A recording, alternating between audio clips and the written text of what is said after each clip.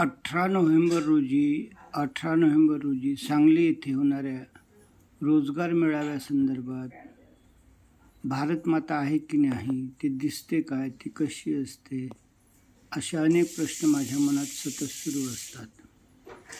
आणि आता मला 1 महिन्यानंतर आठवलं की मला सांगलीला भारत मातेने निमंत्रण दिलं आहे.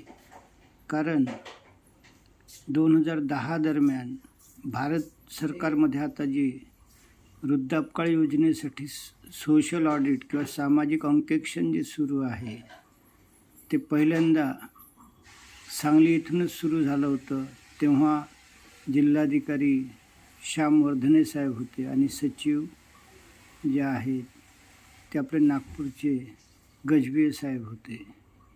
तर अशा रीतीनं आणि कोणी मेहता नावाच्या दिल्लीला मॅडम होत्या आणि मला चांगलं आठवतं की त्यांनी गजभिये साहेबांना फोन केला आणि मग गजभिये साहेब बोलता बोलता बोलले की हमने तो बहुत अच्छी स्कीम चला रहे, उसमें हम सोशल ऑडिट कर रहे हैं. आणि पुढे मग ती 2018-19 दरम्यान रीतसर संपूर्ण भारतभर वृद्धापकाळ योजनेत सोशल ऑडिट म्हणून झाली. अशाच रीतीनं आता याच सांगलीला जणू काही तिथल्या मातीने मला बोलवलं किंवा बलशाली निरोगी भारत माताची जी 3 तत्त्व आहेत की 15 ऑगस्ट 47 रोजी 1 किलोसुद्धा रासायनिक खत लागणार नाही, एकही व्याधीग्रस्त व्यक्ती उरणार नाही आणि कुटुंब श्रावणबाळाप्रमाणे होतील.